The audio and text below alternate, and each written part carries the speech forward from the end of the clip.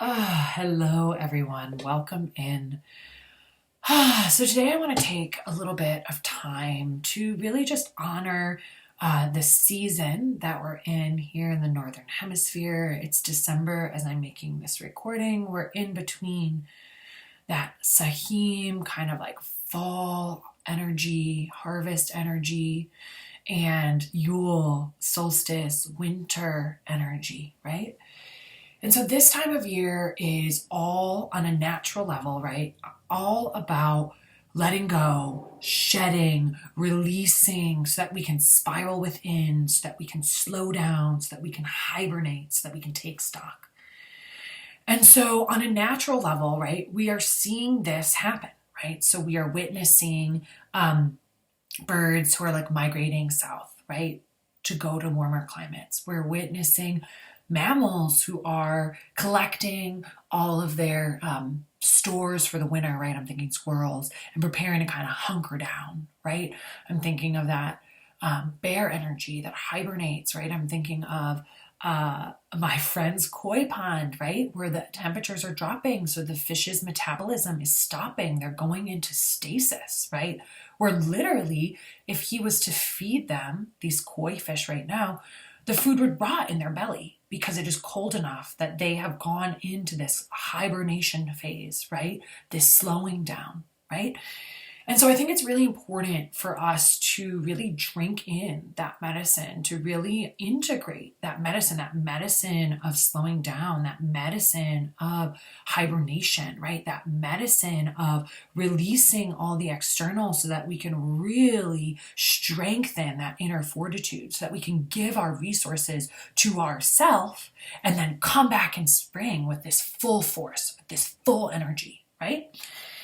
It's really an interesting energy to sink into, right? This natural energy of hibernation, this kind of natural energy of winter, especially here in the West, right? In this human society that we've created, because winter tends to be a season of bustle, a season of hustle, right? When we think of businesses, this is like the last month of the last quarter of the year. So everyone is pushing and stretching to try to reach their goals, right? To try to end the year strong, right? We're all being encouraged to gather with family, which is beautiful and wonderful, right? But it adds that extra pressure, right? Of having to collect all the supplies and get all the gifts and figure out all the travel. And so it's no wonder, right, that so many of us this time of year experience like a lot of burnout, a lot of overwhelm, that we are having to literally like kind of like push down our internal desires for rest, our natural animalistic desires for rest, that we're having to kind of like push those down, deny those, in order to meet the demands of our modern society, right? And so one of the reasons I think it's really important for us to have this conversation about the importance of rest, about the natural the how natural rest is, right? Because, right, our current systems don't honor rest, right? Patriarchy doesn't really honor rest, right? Like patriarchy, capitalism, these systems that want to extract as much profit, resource, and gain, they don't want to slow down. They don't want to stop. They want to go and go and go and go and go. And we are essentially, right, like facing the consequences of what it means to push ourselves so hard, right? We're having like adrenal shutdown. We're having like nervous system overload, right? We are like having all sorts of stressors and depression and trouble sleeping, right? Like trouble quieting, right? These are all, like I would say at least, like symptoms of a larger societal problem. And one of the ways that we can start to combat these systemic problems, right, is to reclaim things like rest, right? Things like this natural cyclical rhythm of rest, right? It's really interesting because I think of balance, right? And if you're in any kind of like spiritual or metaphysical or personal development space, right? There is balance can bring up a lot, right? Because it feels unattainable. Because in our perspective as humans, right, like balance is supposed to be we think that the scale always has to be like this for things to be in balance. We forget that like balance can come like in a lot more different directions than that, right? Like the scales isn't the best example maybe because like I'm thinking of like how we balance the scales, right? And how like something may be really dense and heavy, and so we need a lot of it to balance the scales, whereas something else like or like it's like really big, and something else like is able to hold that same amount of weight but is so much smaller, right? And I think there's this invitation for us to expand our perception of balance, right? Because when we think of the wheel of the year, right, the seasons are balanced. And so even when we're in this extreme climate, this extreme season of winter, per se, when we have really short days, right? When we have cold temperatures, when our nights are really long, when a lot of plants are not like outwardly producing fruit, leaves, foliage, right? That extreme of winter on the wheel of the year is balanced out by the extreme of summer. Really long days, lots of things in harvest, lots of things in bloom, lots of things going on, right? And so when we only view balance in this narrow perspective, right, we forget that on a global, universal, big level, things are always balancing out. It may be on a cycle of a whole year, a whole day, right? I'm thinking of the difference between like daytime and nighttime, right? Being in balance all the time, right? If we're only looking at like one moment of our experience, it's easy to be like, I'm unbalanced. I could never gain balance, right? But when we expand our perspective to take in our entire life cycle, right? Our entire week, month, year, all of a sudden we can start to see the way that like our really intense energy, right? Summer is balanced out by some really intense rest, winter, right? And so it's so important for us to start to reframe this perspective of balance, right? It's not as if in this moment I need to hold the codes completely balanced of night and day, winter and summer, right? It's the recognition that like I might be an extreme, but that extreme will be balanced out, right? Every action has an opposite and equal reaction, right? This idea that like things are being balanced out. And so if we want to produce, if we want to create, if we want to have impact, right? We need to balance out that energy, that production, that creativity with rest, with stillness, with feeding ourselves, with integrating, with releasing, right? Most of us know that if we don't plug our phone in, it's gonna die, right? Most of us also know that if we let our phone just sit all day and we never touch it and we never use it, that battery is gonna last, right? But if we're on our phone and we're streaming videos and we're scrolling through different sites and we're, listening to podcasts and we're on the phone, then the battery is going to die a lot faster, right? And so that same logic, that same knowing, that same observation can be brought into our physical lives as well, right? So like when we're right, like when we're like in our lounging and we can do whatever we want and we're not beholden to others, like, maybe we don't need as much like rest, self-care, food, showering, right? Like whatever it is, right? But when we're like in the world, taking care of business, going to the meetings, taking care of the kids, doing the shopping, all of a sudden we need a lot more recharge, right? We need to almost constantly be plugged in to the power source, to the battery, right? And so it's really important for all of us to really remember, right, that we need rest, that we are creatures that need rest, that there's a reason that like half of the day is nighttime, right? Like this isn't just like, oh, coincidence. Oh, like, like I very much believe in like divine orchestration, like in this like, beautiful cosmic masterpiece, right? That is created very intentionally with that little bit of loving chaos, right? And so again, like we would not have incarnated on a planet that has dedicated night, dedicated seasons of rest, like dedicated time to slow down, integrate, receive.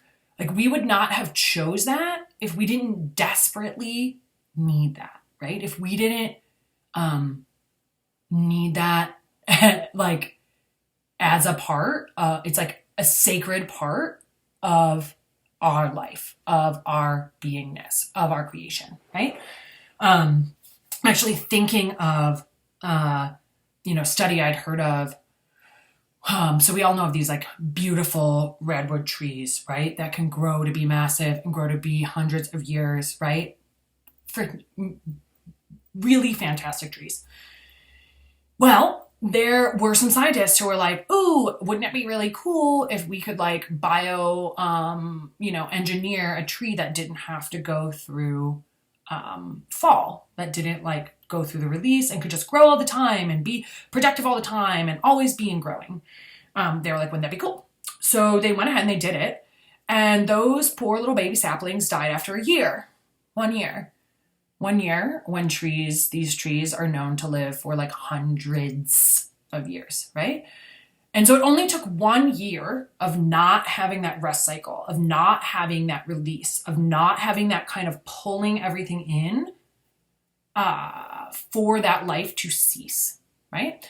And, we are like that as a species, right? Like we need rest if we want to grow bigger than the container that we are given. If we want to reach our potential, if we want to have that impact, we need rest.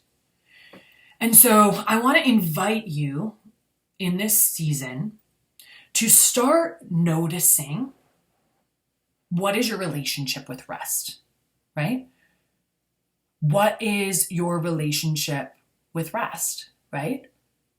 Because I know from my own personal experience that it is a practice to come back into rest when we have been living restlessly, right? It is a practice to come back into rest when we have been living restlessly, right?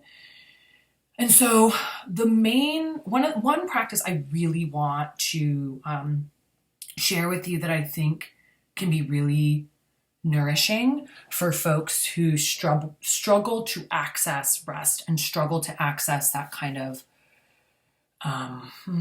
like quiet, that kind of peace, right? I want to really encourage you to trust in your body, right? So there are a lot of ways that our bodies naturally like down-regulate, that our bodies naturally kind of detangle from what I'm just going to call like high frenetic kind of like busybody energy, right? And so ways that our bodies naturally do this, right? Yawning. People think yawning is like, oh, I'm tired, right? I'm so sorry I'm yawning. I must be tired, right?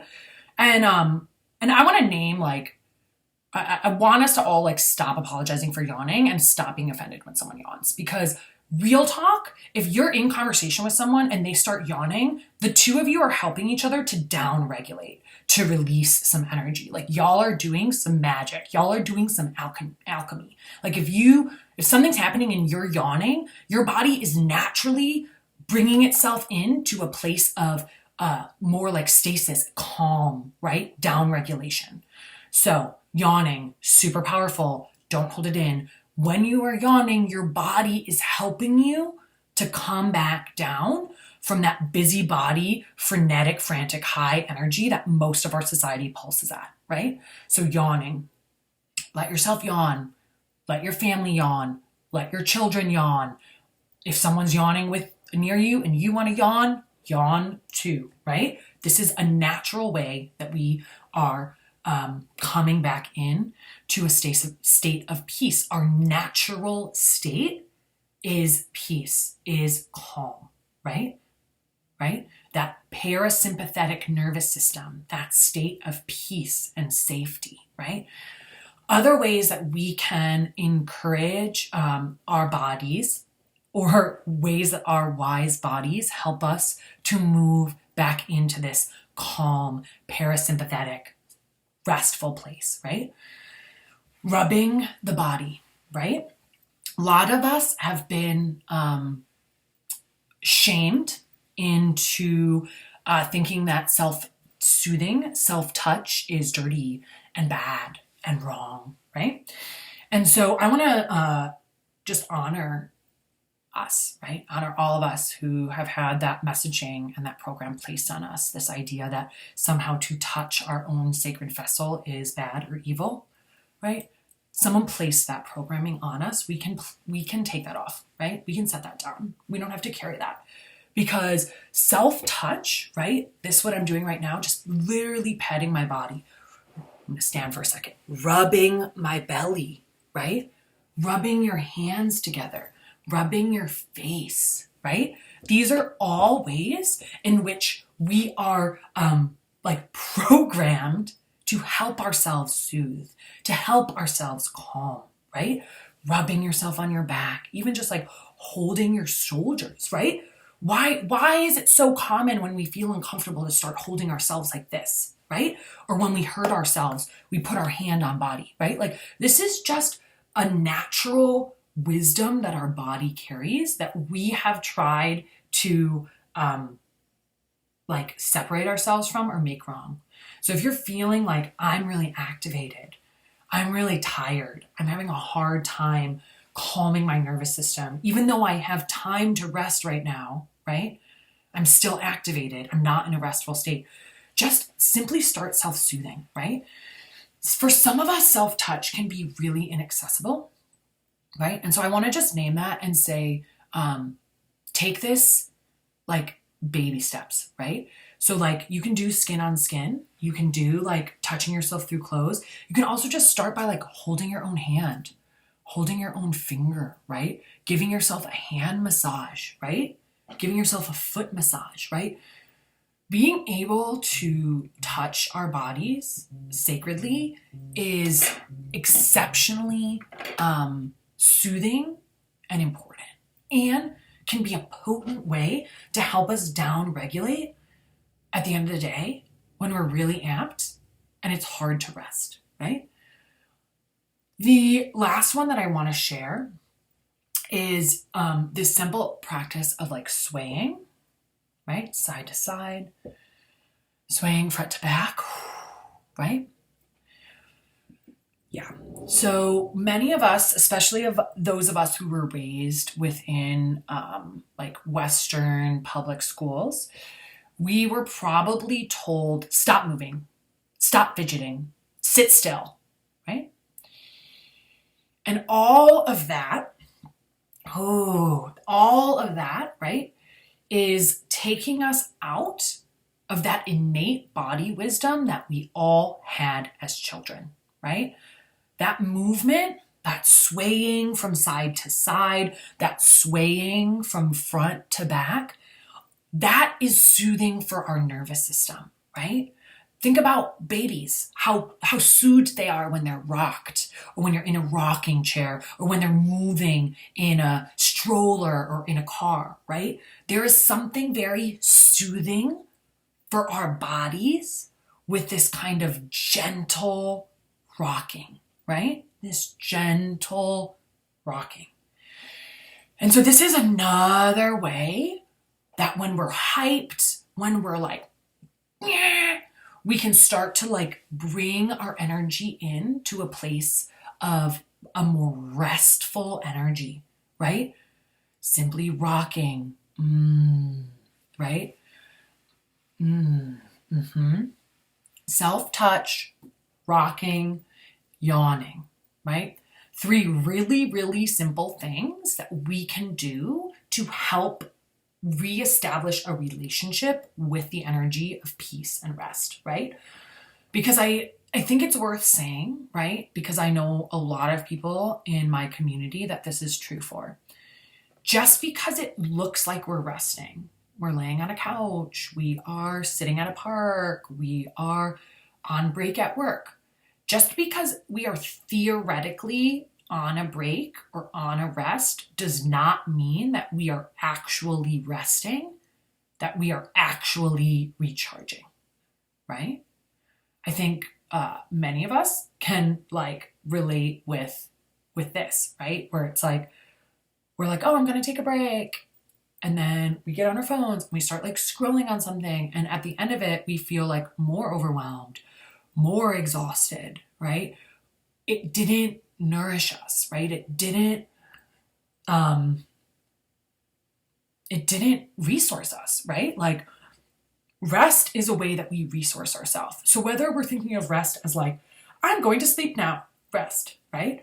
Or whether we think of rest as like, I'm going to sit and do deep breathing for 2 minutes, right? Like, or like, I'm going to sit down and like watch the birds outside for, a minute, right? Like rest can look a lot of different ways. And to me, the biggest part of rest is about down regulating, right? It's about bringing the kind of like frantic energy that is so potent in the Western world. And it's about like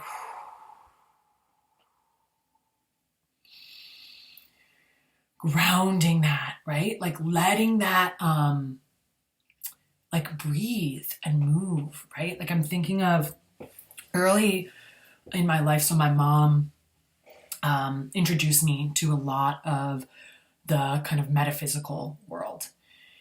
And one of the big things that she taught me when I was young was about breath, right? And belly breathing. So I'm going to invite you, if you're watching this, to just notice how you're breathing, because most of us tend to breathe really shallow, only up here, right? And we forget that our lungs like take up the space of like our entire rib cage. So like our lungs go down pretty low. We forget that we can breathe into our bellies. So I invite you to just like exhale completely. And then when you breathe in, see if you can pull that breath into your belly. Down into your pelvic region, down towards your hips.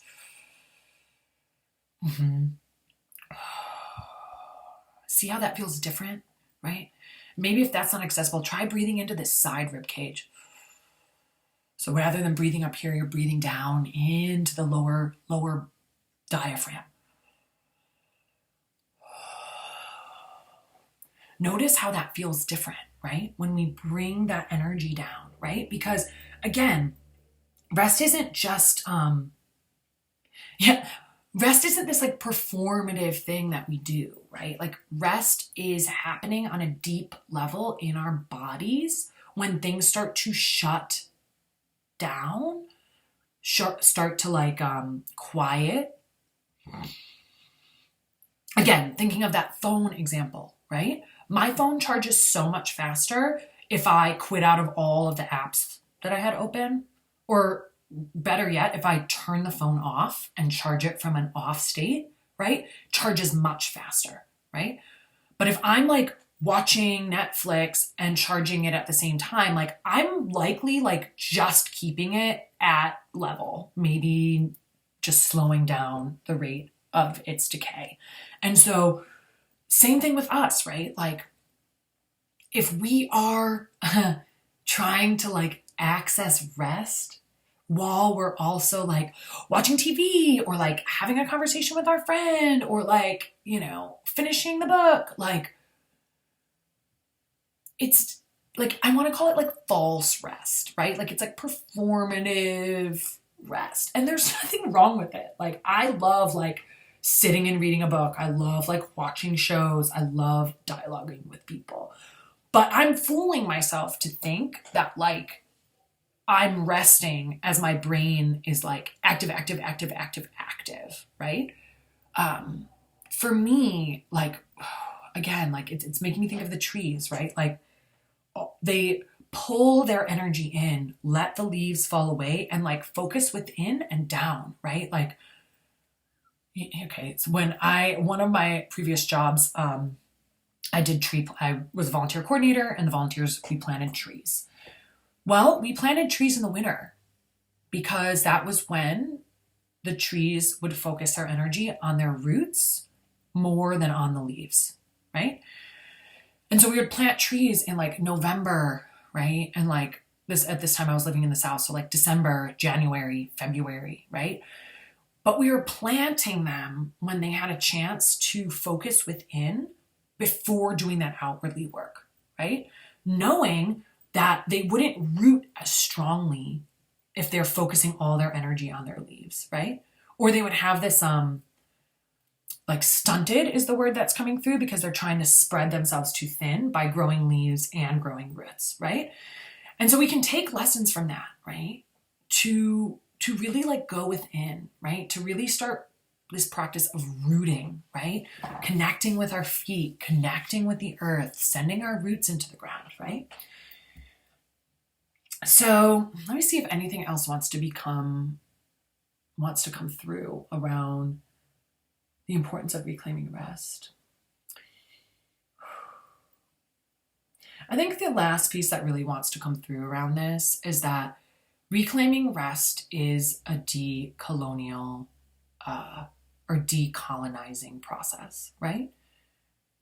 Reclaiming rest is part of how we break free from these harmful systems. Reclaiming rest is part of how we reestablish an ecosystem of life as opposed to an ecosystem of death, right? That reclaiming rest is also about reclaiming like our like inherent worthiness, right? Our inherent right to rest, right? Like there's a lot of messaging in the West that we gain success based on what we do, what we create, the impact that we have. And so we are focused on like material things, right? Like we're focused on like material examples of success. Look, I wrote this book that was successful. I sold this thing that was successful. I'm in this position that means that I'm a success. And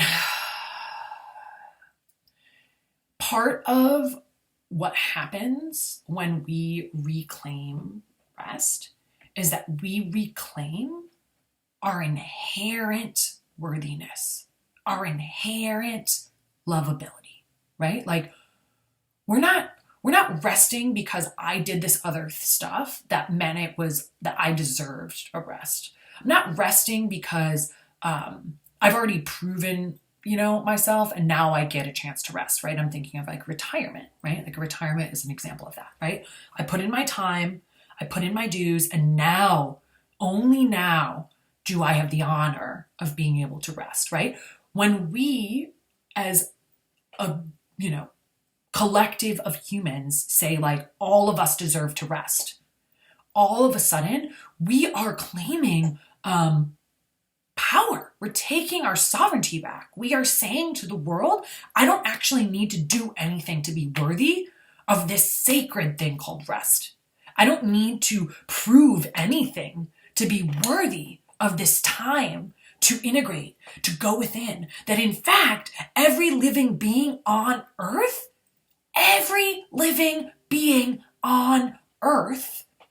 is given equally this opportunity to winterize, to rest, to go within, right?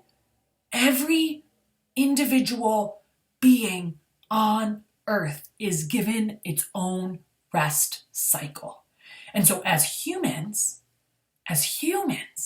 we are in a moment of claiming our right to rest, claiming that we rest to create, that we rest to create, that our rest will bring about a better future than one that is created from a restless state, right?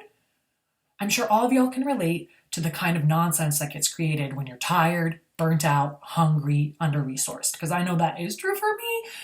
So when we are creating from a resourced, restful place, instead of functioning from a place of restlessness, we get to create the beauty that we desire. We get to create the harmony that we long for. We get to create the compassionate communities that we wish that we were raised in, right? Like we get to create something bigger and better than what can be created from a place of restlessness, right? Yes, friends. Okay.